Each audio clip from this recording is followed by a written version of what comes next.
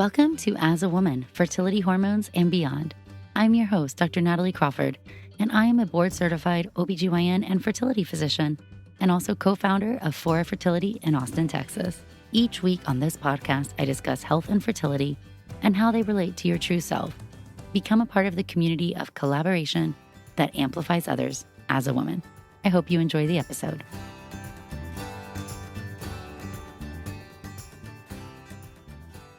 Hello and welcome back to the As a Woman podcast. I am your host, Dr. Natalie Crawford. I'm a board-certified OBGYN and REI, co-founder of Fora Fertility, and host of the As a Woman podcast. Today is one of my favorite type of episodes. You are listening to Fertility Q&A. This is where you call and leave your voicemails. I answer your questions. I love it because it is a potpourri of everything. I never know what you're going to ask, but I respect so much the fact that these are questions that you are searching for the answer to, and the fact that you trust me is just really, really quite meaningful to me. So before we dive into your voicemails, I just want to go over a few housekeeping items. First of which is that in regular episodes, we do a Q&A at the end of each episode. This Q&A pulls from Instagram questions on Monday. So this is our For Fertility's Sake weekly Q&A. You can ask your questions Monday on Instagram at nataliecrawfordmd, and some of those questions will be answered on Instagram. Some of them will be answered here on the podcast, and some of them will be answered in the newsletter. So you can sign up for the newsletter, nataliecrawfordmd.com/newsletter. That is also where you will find Fertility in the News, my hot takes on interesting fertility in the news. And you'll find my favorite recipes, products, and overall updates on things that I am up to or things that you may be interested in. So again, nataliecrawfordmd.com/newsletter. Now, if you want to leave one of your questions on the voicemail for me to answer, you are going to call 657-229-3672. Again, that is 657-229-3672, and leave your voicemail. So without further ado, let's dive in.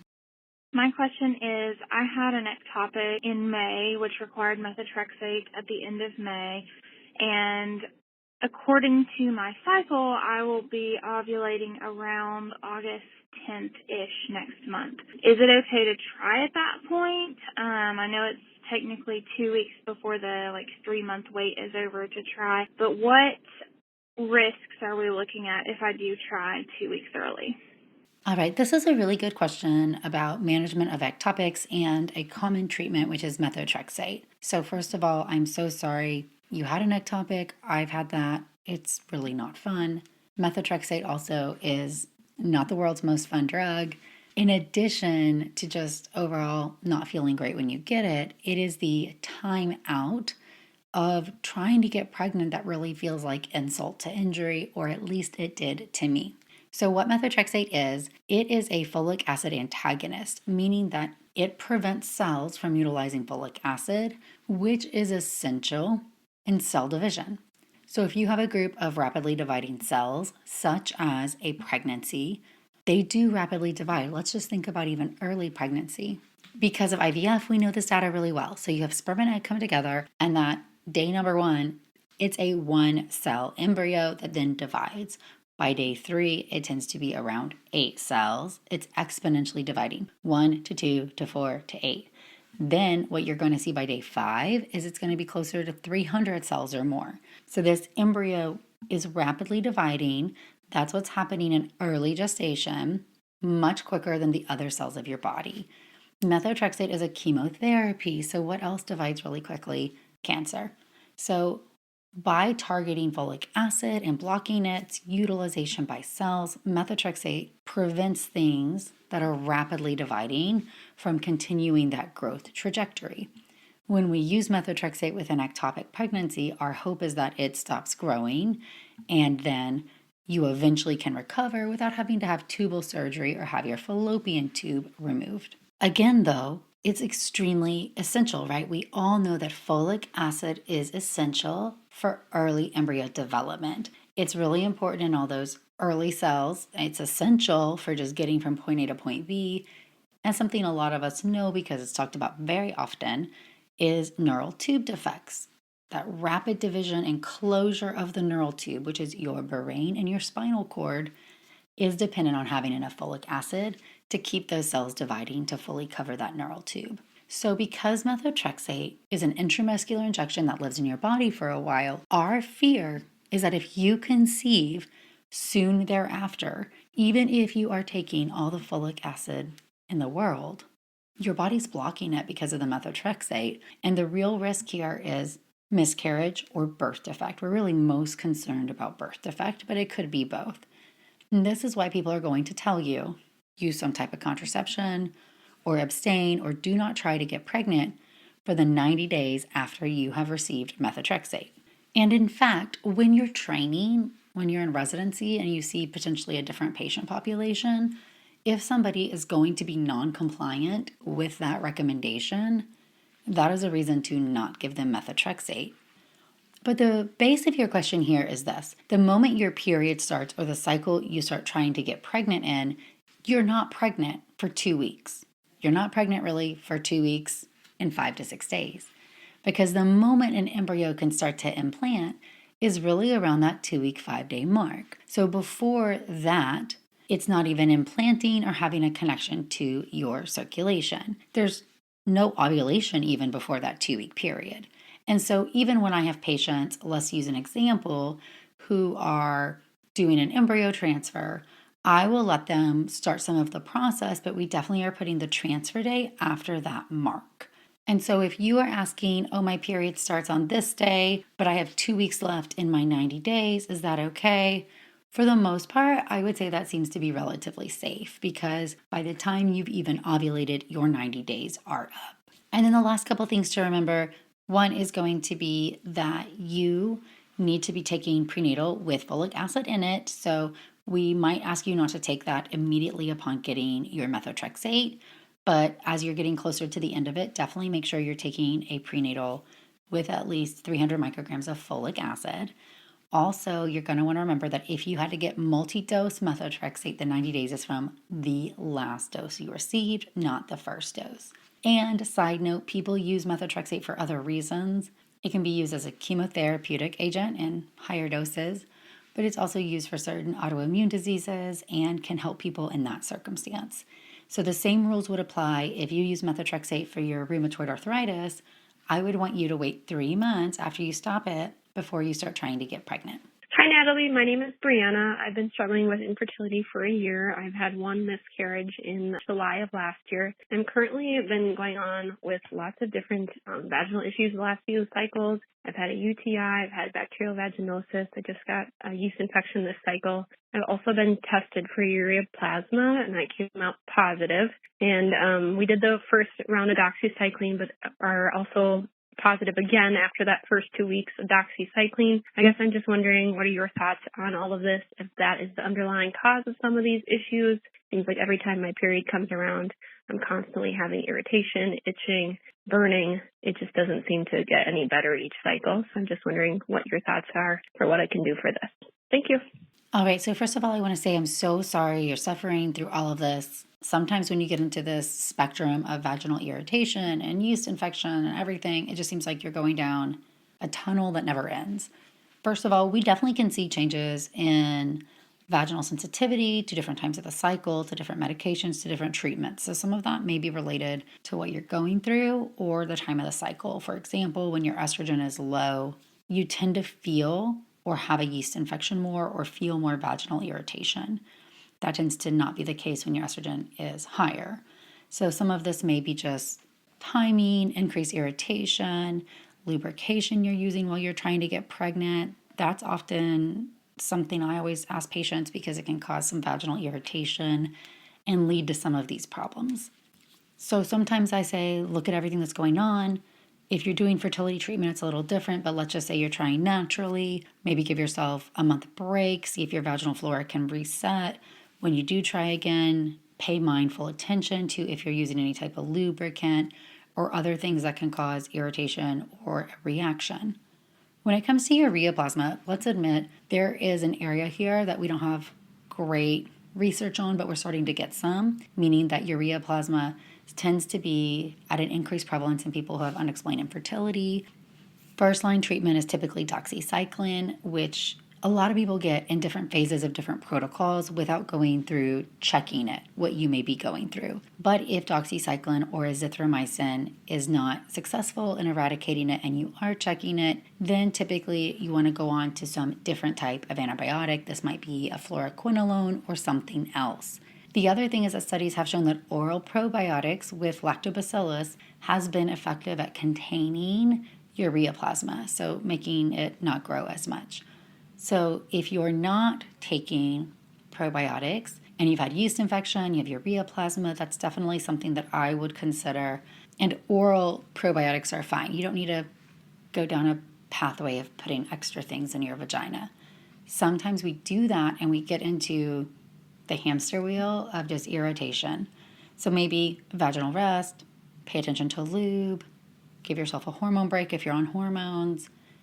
Another antibiotic, but with probiotics would be my consideration. And then again, I don't know where you are in this process, but people who have ureaplasma in the cervix, which is probably where your OBGYN is swabbing it, like when they swab for gonorrhea, chlamydia, have a higher incidence of having tubal infertility or tubal blockage. So if you're positive for this, I would consider getting an HSG or an X-ray dye test earlier in the process than maybe you normally would, just to make sure everything's fine from that end if you don't get pregnant soon. Hi, Dr. Crawford. My name is Haley, and I'm a women's health nurse practitioner in Greenville, South Carolina. But I'm on my own secondary infertility journey and had a question. I recently read that having a chlamydia antibody titer coupled with a high sensitivity C-reactive protein had a pretty comparable both positive and negative predictive value for tubal factor infertility as compared to the HSG procedure. Any thoughts on this? I can find a few papers with some good data, but wondered if you ever utilize this in practice. And I guess a secondary question would be, in someone with a history of chlamydia that is trying to get pregnant, how long would you wait before recommending they have an HSG performed? Thanks so much. This is a good question and something that's been brought up over and over in the infertility world because we would love to diagnose tubal factor earlier and easier. We would love to not have to put patients through a tubal evaluation or an HSG, which is a procedure, right? Checking urine or blood is much simpler than having to undergo a procedure. That being said, studies have shown conflicting things, and the take-home message is that chlamydia serology for antibodies is not enough based on the recent meta-analysis. So if you've had a chlamydia infection sometime in the past, just like all infections, your body's going to make some antibodies to fight it off. Those antibodies stay in your system, waiting in case you get chlamydia again. It knows what to do. Now, there was a recent meta-analysis which was published this year looking at all these prior studies, and it did show that people who had higher levels of antibody titer had a higher incidence of having more severe tubal disease, which makes sense, right? The more your body had to create to fight it off, or because it saw chlamydia multiple times, now it has more tubal damage. But really, the positive predictive value is low of the test alone. And that's because a lot of people get chlamydia and they recover fine, and a lot of other things can cause tubal disease besides just chlamydia. Chlamydia antibodies probably have a role in helping triage patients to get testing sooner. In my mind, if you had a positive chlamydia antibody, should I really make you try to get pregnant for a whole year before I go look to see if your tubes are abnormal? So I can imagine, and what studies have suggested, is that potentially is an earlier screening modality that if you're positive might get you on a pathway to get screened more formally in a faster fashion than having to wait a set amount of time to get diagnosed with infertility. Now, the other thing is that people are not preventing you from having a fertility evaluation. So, yes, the recommendation is that if you have tried to get pregnant for a year and you're under age 35, or 6 months and you're between 35 and 40, or 0 to 3 months if you're 40 and older, you should have a fertility evaluation. That is because we want to detect problems. Now, this doesn't mean that you absolutely have to wait that long. So if you had chlamydia in the past, or you have known endometriosis and you want to get your tubes checked before you start trying to get pregnant, I think that's fine and smart, and ask your OBGYN or schedule an appointment with a fertility doctor. Nobody's preventing you from doing fertility testing. Some insurances may not cover it until you've been meeting the definition of infertility. A lot of insurances don't cover fertility testing at all. Many of them are getting away from some of those requirements now. But the short answer is you have to be the advocate for yourself. And to answer your question, I don't utilize chlamydia antibody at this moment. I could see a place where maybe it's going to be helpful in triaging patients, but I want to know what's happening with the tubes in a more direct fashion. So it's always HSG or FemView for me, depending on patient history. Hi. My question is, what are some treatments or supplements for PCOS that may need more research but look promising based on the research that currently exists? Thank you.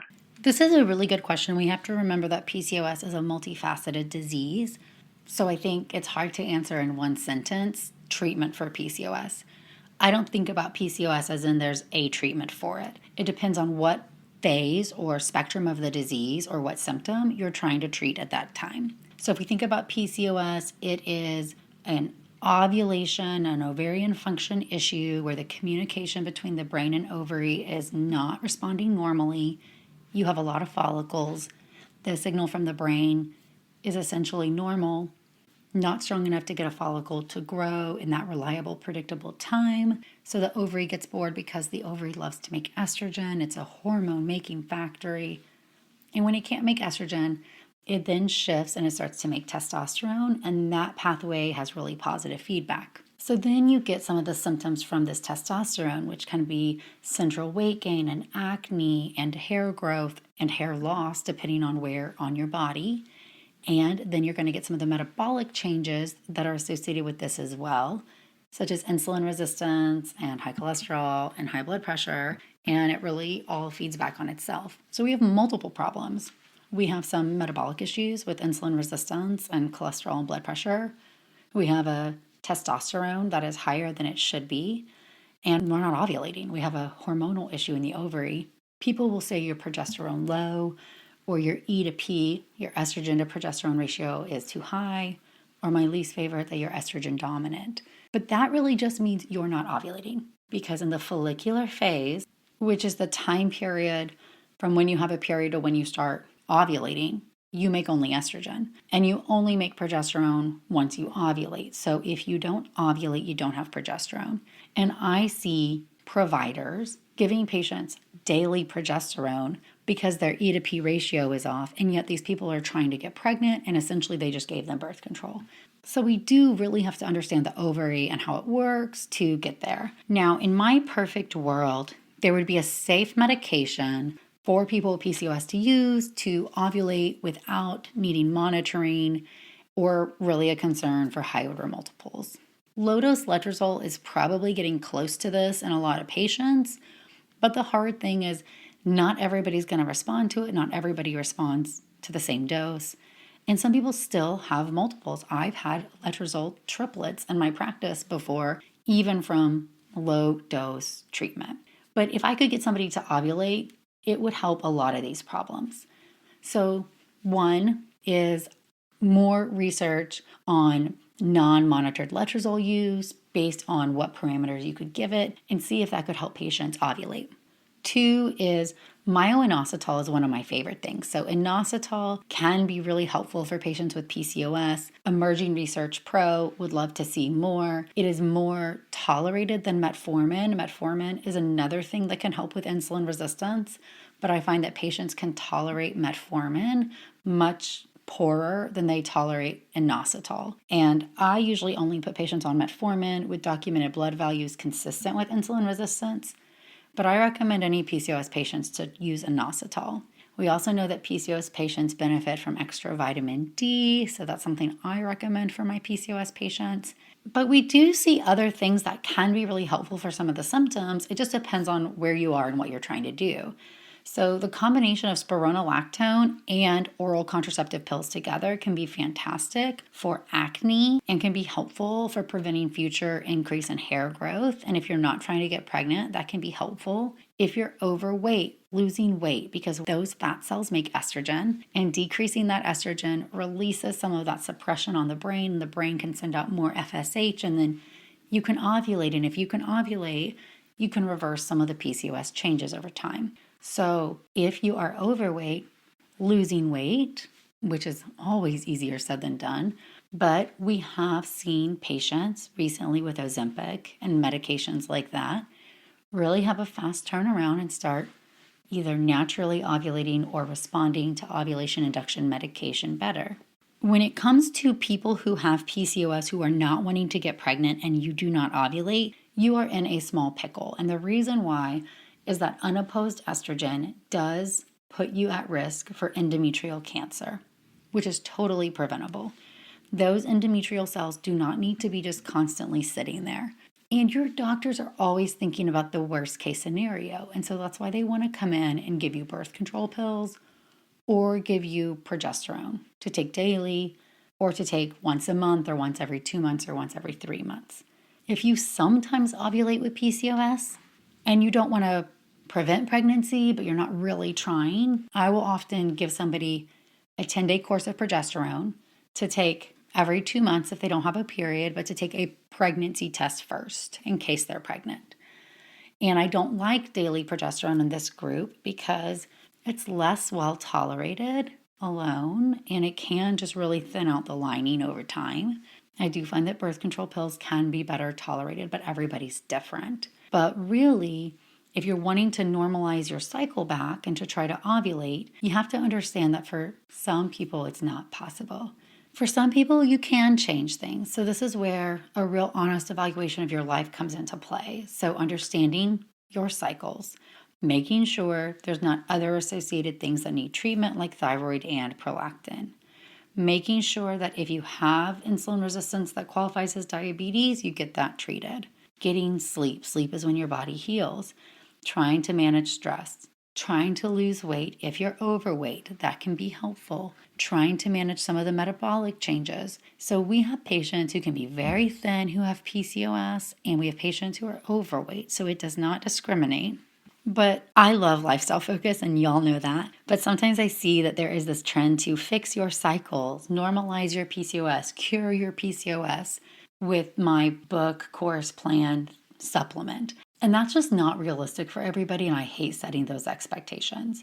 I do think you can improve it, and those changes do add up, even if you do need fertility treatments. That's not a weakness, but you can have better response to even lesser aggressive treatments. And to me, I think that is a win. So ultimately, to answer the question, which I think was, what is their emerging treatment? Inositol is probably the thing that I see PCOS patients underutilizing that could probably be beneficial.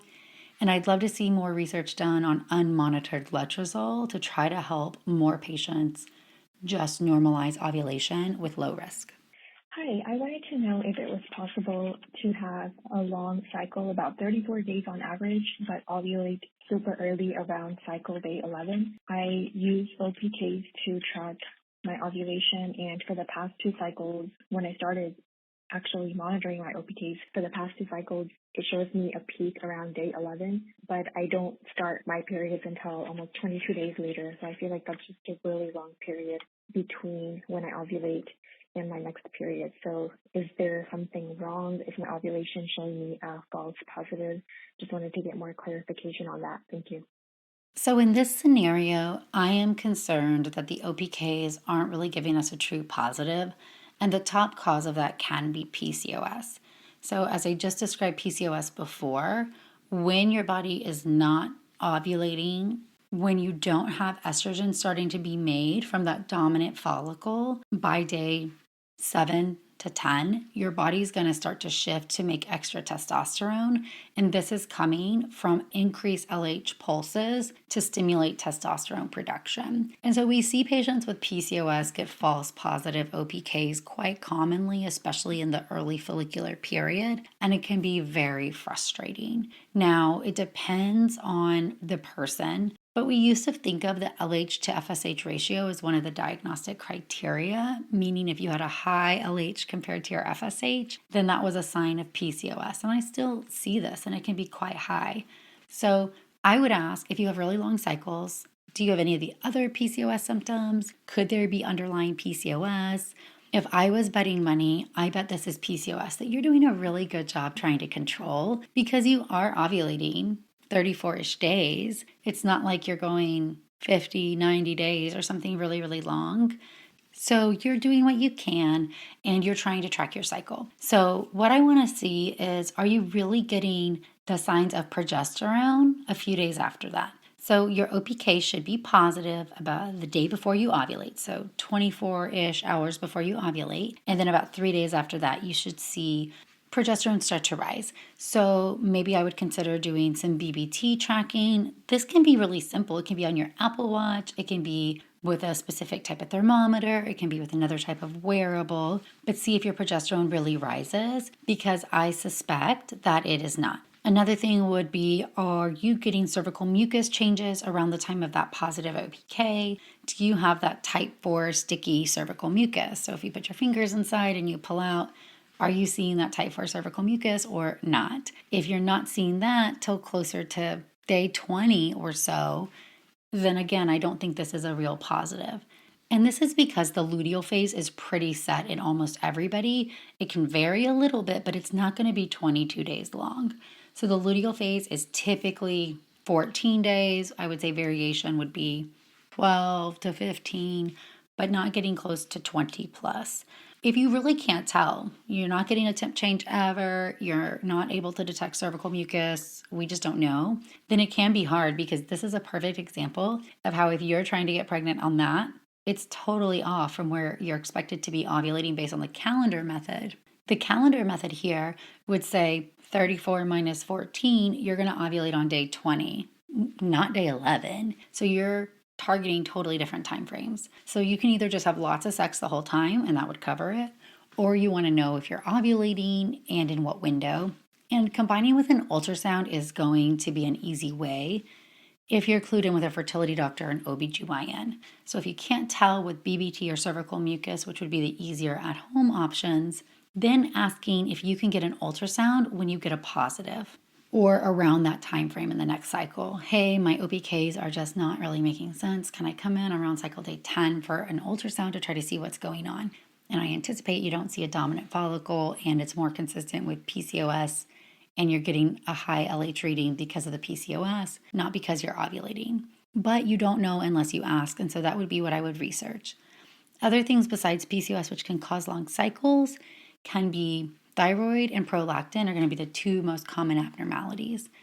Those can both be treated, can be tested with a blood test. They shouldn't be causing a high or false positive LH.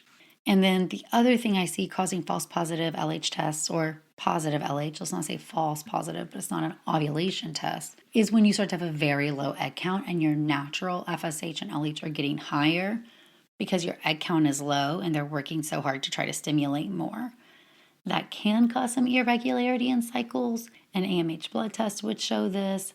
I wouldn't think it would be so consistent every day of the cycle always, especially with this described period pattern, but just in general, things that can cause some abnormal cycles and can cause some abnormal testing. So I would get evaluated, or at least start by tracking. If you can track with BBT and cervical mucus and detect that you're ovulating closer to day 20, I would say, this is probably LH from PCOS. And if you have other PCOS symptoms like acne, hair growth, central weight gain, you probably meet it. If you are not sure, go find a doctor who can help you out, because I would want to get to the bottom of this. Hi, Natalie. Thank you so much for putting out all the information that you do and for your podcast. I do have a quick question for you. I just got my calendar for my frozen embryo transfer, and my expected transfer date is the day before flying out to leave on vacation.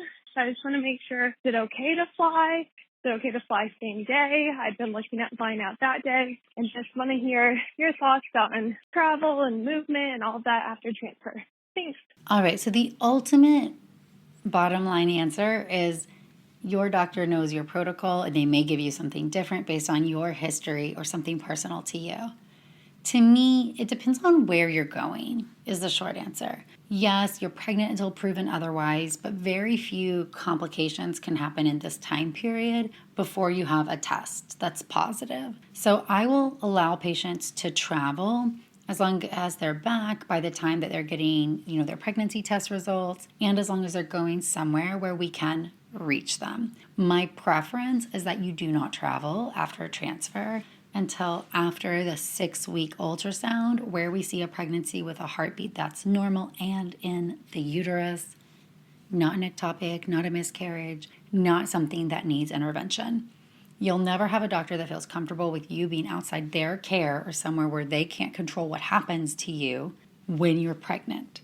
And in IVF, we take this really seriously. So depending on where you're going and for how long would be the bottom line. So I have patients who travel. There's not as many risks as, say, after the egg retrieval, where we want to make sure you're not bleeding and you've recovered from anesthesia okay.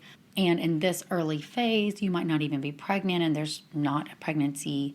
Typically, some travel is going to be fine. But I would have an honest conversation about your team, where you're going, how long you're going to be there, what the game plan is, and that might help answer your question a little bit.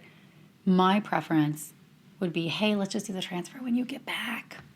That's just going to make everybody happier. So that would be my preference, especially if you're doing a frozen embryo transfer, and we can change things based on your cycle if it's a controlled cycle. It sounds like it's a controlled cycle, which is a medicated cycle where you're growing the lining with estrogen and then you'll initiate progesterone and have the transfer set. The other thing to be aware of is that transfer is not really set until the monitoring appointment. So there is a chance that you come in and things could get pushed. So if you're going out of town for 10 days, that trip definitely could be at risk if your lining doesn't look good at that monitoring appointment. So because of those uncertainties, that last minute change causes stress and anxiety, of course, I would prefer you do the transfer afterward. Also, if it's a modified natural cycle, which it doesn't sound like it is, but just for people who are listening, in a modified natural cycle, we are getting your ovaries to grow because they're ovulating. And sometimes we're overstimulating you a little bit on purpose because we're trying to get that lining thicker. But that could put you at risk for ovarian torsion depending on what is going on. So again, where are you going? What are you doing on this trip? Are you just lying somewhere? Are you hardcore working out? You going to run a marathon? A lot of it might depend on the scenario. So I like to control things. I don't like last minute changes because not every transfer happens on that day. One of the beauties of a frozen transfer is we can shift based on what is happening in your body. And if your lining needs more time, we can push it. So I would favor moving things around, but ultimately ask your doctor what they think. All right, everybody. Well, that is it for our Q&A episode this week. I loved these questions and I can't wait to do even more of them. So call and leave your voicemail. It is 657-229-3672. Again, 657-229-3672. Remember that your questions can be anonymous or leave your name. It doesn't matter to me. This is a great way to get your questions answered and help everybody learn a little bit more. On our regular episodes, we answer questions, and for fertility's sake, our end of the podcast Q&A. You can ask those questions every week on Instagram on Monday at nataliecrawfordmd. Remember, they will be answered on Instagram on Monday, on the podcast for fertility's sake segment, and in the newsletter. You can sign up for the newsletter at nataliecrawfordmd.com/newsletter to get those questions, understand fertility in the news, see some recipes, and overall just keep up with everything that's going on. All right, again, 657-229-3672. Can't wait to answer more of your voicemails. Thanks, friends. Thank you all for listening to As a Woman. It would mean so much if you could rate, review, and follow the podcast to be notified of new episodes every Sunday. I hope you learned something new, and I hope you share it with someone in your life. Be sure to follow along on Instagram at nataliecrawfordmd and check out the YouTube channel Natalie Crawford MD. If you're interested in becoming a patient, you can also follow Fora Fertility. I'm so thrilled to have you here, part of the community that amplifies others as a woman.